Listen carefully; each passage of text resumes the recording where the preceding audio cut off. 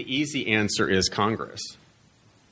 But a sort of a short way, I think, of looking at it when you take all of those things together is really the cost of raising capital in today's environment and the costs of being a public company.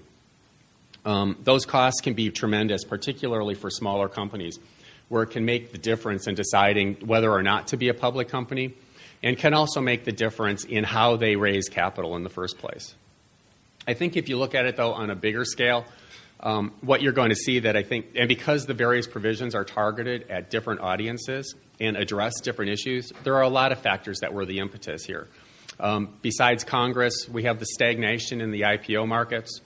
We have the SEC itself.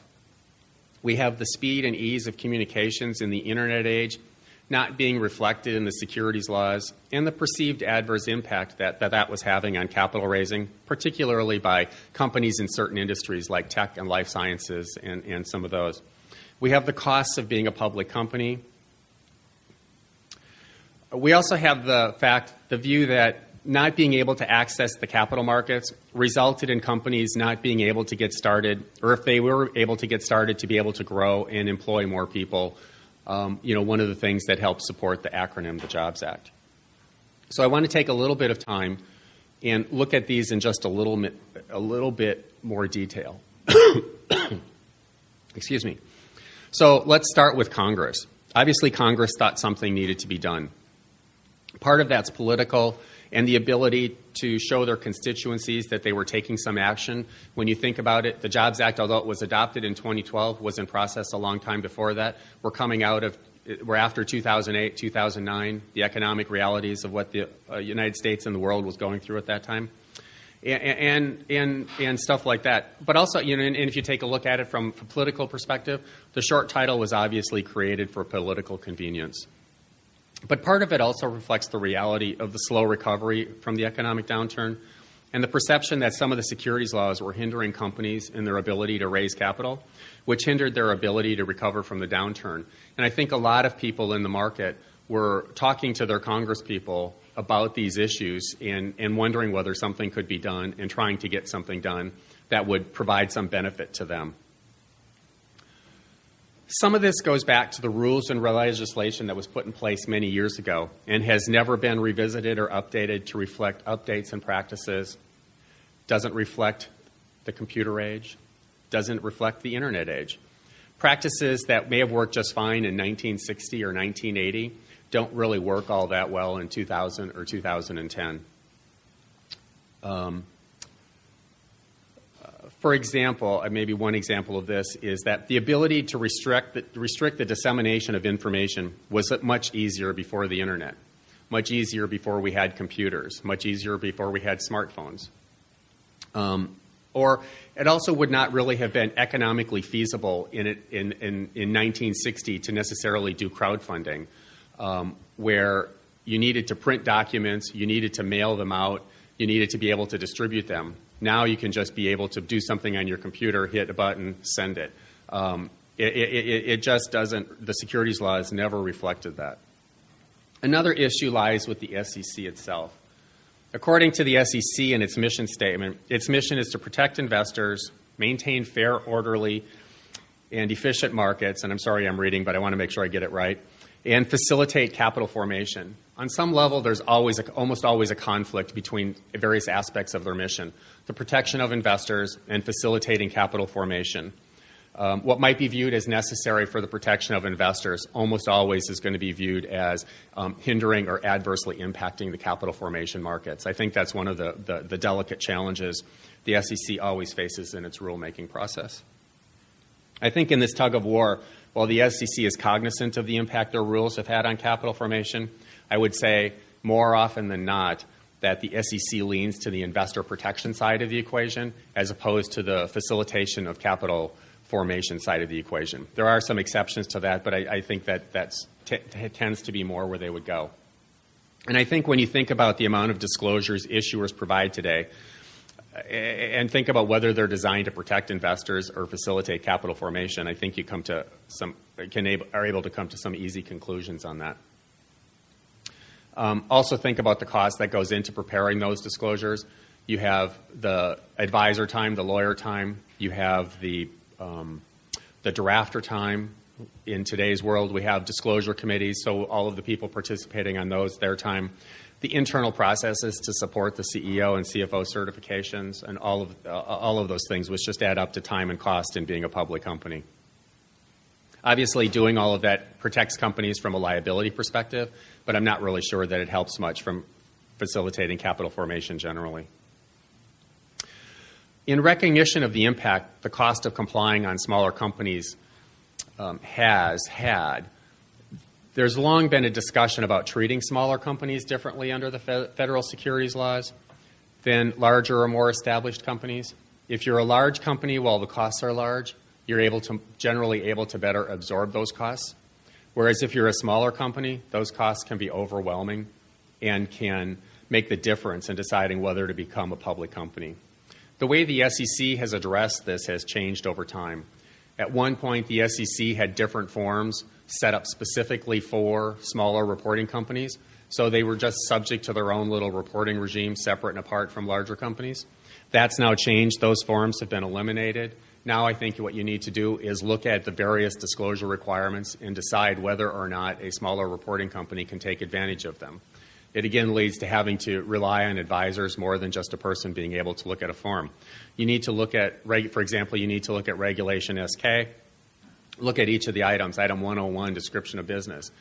There's a lengthy item requirement as to what disclosure you have to provide, but at the end there's a description that if you're a smaller reporting company, you only have to do X, Y, and Z. You look at some of the other item requirements, you have the same thing. MD&A is a fairly extensive disclosure that people provide, but there can be relief for smaller reporting companies, and the same with executive compensation.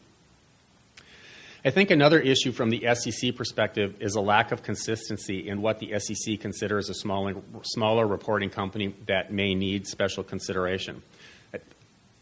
By my count, there are at least 4 different definitions of smaller reporting company that percolate through the SEC's rules or through its practices. The SEC currently defines a smaller reporting company as a company that has a public float of less than $75 million. That number hasn't changed for many years, but it also doesn't provide much room in today's environment for companies to grow before they become subject to full reporting. And once a smaller reporting company exceeds that $75 million threshold, they're then subject to full-blown reporting, and they have less than a year in order to phase into that reporting system. But look at what Congress did when they defined emerging growth company in the Jobs Act. They defined it as a company with total gross revenues of $1 billion or less. There's a big difference between $75 million market cap on one hand and $1 billion of revenue on the other hand. And they also created in the Jobs Act a 5-year phase-in period for between when you become subject to full-blown reporting. So we have the SEC's rules, which provide a 1-year phase-in once you exceed a $75 million market cap, and the Jobs Act, which has a 5-year period. Similarly, there's a big difference between when the SEC thinks companies should have to start filing annual reports and other reports under the Exchange Act and when Congress thinks this should happen. As I said earlier, the SEC has their rules have had a limit of once you have 500 holders of record. Congress changed this as general to 2,000 shareholders or 500 non-accredited investors, which again allows companies to attract more investors before they have to go in and be subject to full-blown reporting. And there's another definition of smaller reporting company floating around the SEC, although it doesn't reside in any specific rule.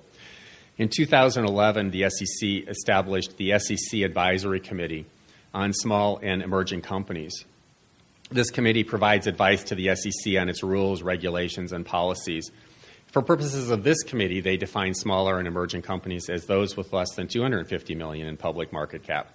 So they didn't even use their existing definition of smaller reporting company. They went with something a little larger. But again, we have a big difference between $250 million market cap and $1 billion in revenues. It's sort of interesting to note when you think about going back to the SEC's mission and how it sort of led their rules to get to be how they are, that the SEC has this advisory committee on small business and emerging companies from which it seeks advice. It also has a general investor advisory committee from which it seeks advice. but it doesn't have a committee from its general registrant community from which it seeks occasional advice. And so I think that sort of provides an idea as to which way the SEC leans when it's trying to figure out its conflicting statements in its mission.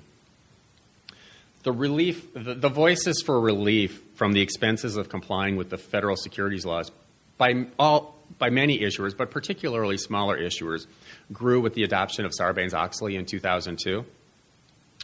Think about the impact Sarbanes-Oxley had on on public companies.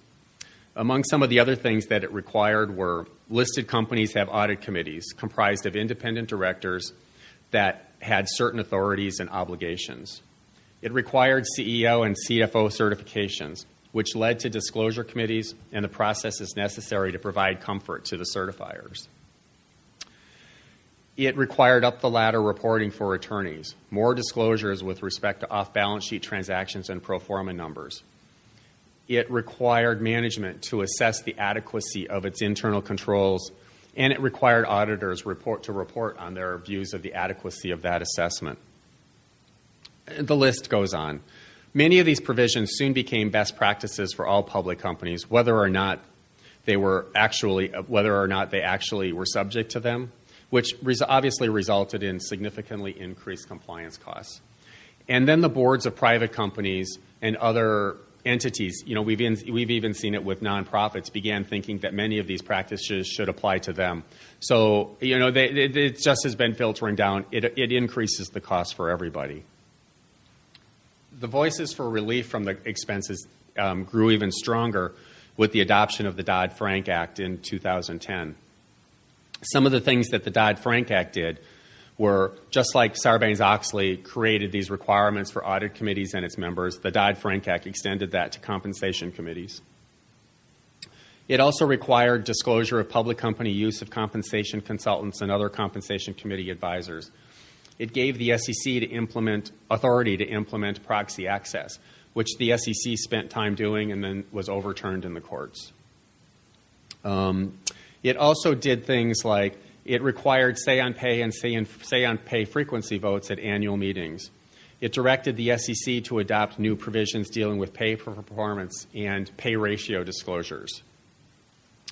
It did things like require conflict minerals disclosures, resource extraction disclosures with regard by people who are in the coal and other mine industry, and things like that. As with Dodd-Frank, I think it's expected that many of those provisions are going to become best practices by all public companies, whether or not they're subject to the provision, as well as by private companies whose boards are populated with people who also serve on boards of public companies and wonder why some of those practices don't equally apply to them.